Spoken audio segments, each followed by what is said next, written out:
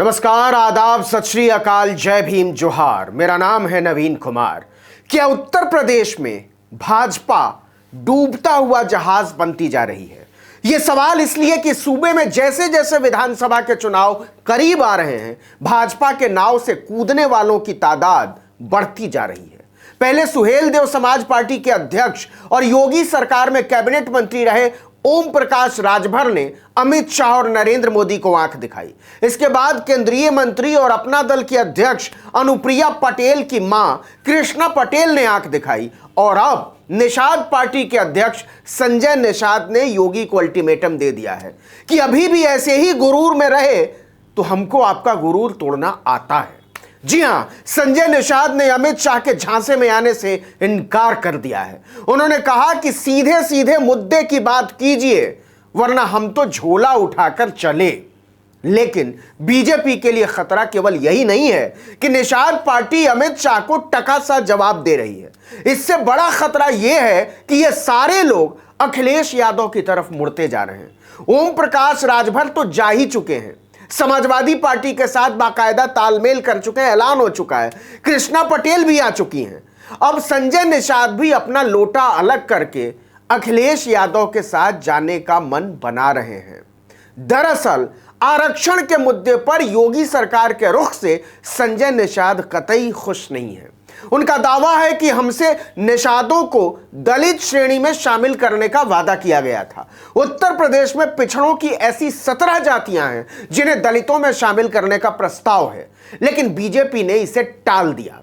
अब निषाद पार्टी के अध्यक्ष ने सीधे भाजपा हाईकमान को अल्टीमेटम दे दिया है कि चुनाव से पहले इसका हल निकाल लीजिए, वरना हमें आपके साथ गठबंधन तोड़ना पड़ेगा। संजय निषाद की नाराजगी देखकर भाजपा के पूर्व सहयोगी और अब समाजवादी पार्टी के साथी सुहेलदेव समाज पार्टी के अध्यक्ष ओम प्रकाश राजभर ने उनकी तरफ हाथ बढ़ा दिया है। राजभर ने कहा, मैंने संजय निषाद को पहले ही कहा था कि भाजपा ने मुझे भी धोखा दिया था, आपको भी देगी। वही हुआ। संजय निषाद ने खुद देख लिया है कि आरक्षण के ऐलान के नाम पर जो वादा भाजपा ने उनसे किया था उसे पूरा करने की नीयत नहीं है उसकी। हम उनसे कहते हैं कि हमारे साथ आएं और हम सब मिलकर भाजपा के खिलाफ लड़ें और उसे हराएं। और इसका सीधा, सरल और राजनीतिक समाधान है समाजवादी पार्टी के साथ जुड़ना, मिलकर लड़ना। ओम प्रकाश राजभर ने कहा कि आज भाजपा से सारा वर्ग नाराज है। बेरोजगारी को लेकर नौजवान नाराज हैं, जीएसटी की वजह से व्यापारी नाराज हैं, खाद और एमएसपी की वजह से किसान नाराज हैं। तो सवाल है कि भाजपा से खुश कौन है? भाजपा ने संजय निषाद से वादा किया था कि आरक्षण की घोषणा करेंगे, लेकिन वह चुप्पी साध कर बैठ गई। इससे पूरे प्रदेश का निषाद समाज नाराज है और भाजपा को हराने के लिए निषाद समाजवादी पार्टी को वोट करने जा रहा है। देखिए कि पूर्वांचल में राजभरों की आबादी लगभग 16 से 18% है। इसने पिछले 3 चुनाव में बीजेपी को वोट किया था, लेकिन इस बार ओम प्रकाश राजभर समाजवादी पार्टी के साथ हैं। इसी तरह लोकसभा की कोई 20 और विधानसभा की लगभग 80 सीटों पर निषादों की आबादी बहुत प्रभावी भूमिका में है। निषाद के अंदर ही मांझी आते हैं, केवट आते हैं, बिंद आते हैं, मल्लाह आते हैं। खासकर गंगा के किनारे वाले इलाकों में इनकी बहुत अच्छी आबादी है। इन्हीं को साधने के लिए आपको याद होगा प्रियंका गांधी ने पिछले चुनाव में गंगा यात्रा निकाली थी। संजय निषाद इसके नेता हैं।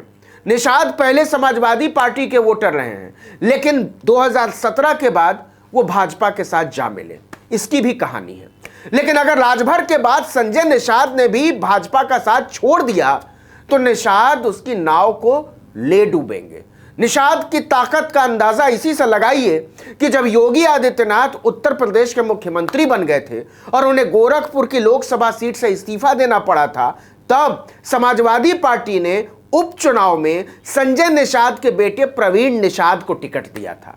गोरखपुर बीजेपी का अभेद्य दुर्ग माना जाता रहा है, लेकिन प्रवीण निषाद ने बीजेपी के उम्मीदवार उपेंद्र दत्त शुक्ला को लगभग 22,000 वोटों से हरा दिया था। यह अलग बात है कि इसके बाद प्रवीण निषाद बीजेपी में जाकर मिल गए और निषाद पार्टी ने बीजेपी के साथ हाथ मिला लिया। प्रवीण निषाद को बीजेपी ने 2019 के लोकसभा चुनाव में संत कबीर नगर से उतारा था अपना उम्मीदवार बनाकर। तब तक निषाद पार्टी अस्तित्व में नहीं आई थी।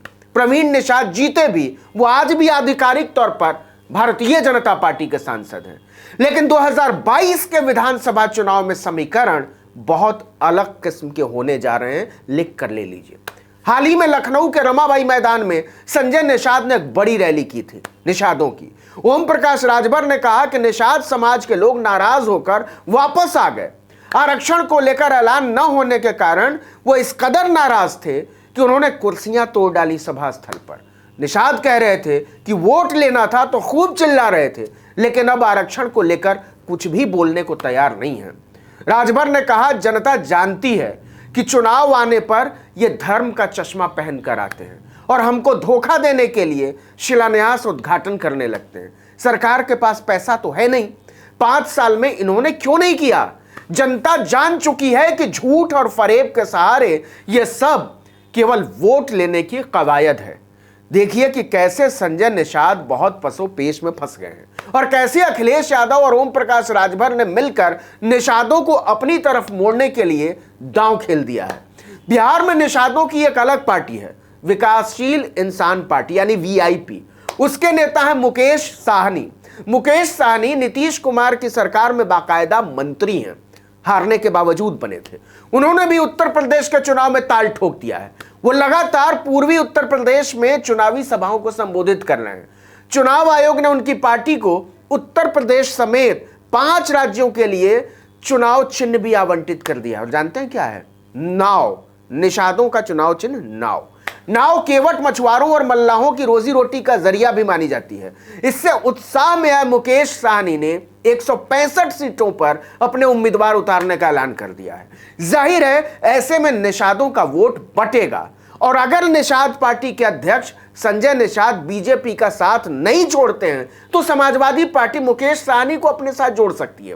किसी भी सूरत में निषादों के वोट बटेंगे और इसमें बीजेपी के लिए सिर्फ नुकसान ही नुकसान है। दूसरी तरफ अखिलेश यादव और ओम प्रकाश राजभर के हाथ में यह दोनों तरफ से लड्डू की तरह है। इसके बारे में सोच सोचकर ही बीजेपी की सांस अटक रही है, क्योंकि निषादों और राजभरों के छिटकने का मतलब है बनारस गोल, श्रावस्ती गोल, भदोही गोल, गोरखपुर गोल, चंदौली गोल, मिर्जापुर गोल, गाजीपुर गोल, जौनपुर गोल। और जब इतने सारे इलाके गोल हो जाएंगे तो बीजेपी गोल गोल घूमती रह जाएगी। अखिलेश यादव की तेजी ने भाजपा के नियंताओं की नींद उड़ा डाली है। इस वीडियो में इतना ही, लेकिन अगर आपने आर्टिकल 19 इंडिया को अब तक सब्सक्राइब नहीं किया है तो फौरन कर लीजिए, बेल आइकॉन दबाइए, घंटी जैसी आकृति। अगर यूट्यूब पर हमारा वीडियो देख रहे हैं तो हमारे चैनल को सब्सक्राइब कर लीजिए और अगर फेसबुक पर हमारा वीडियो देख रहे हैं तो हमारे पेज पर जाइए और पेज को लाइक कर लीजिए। नमस्कार।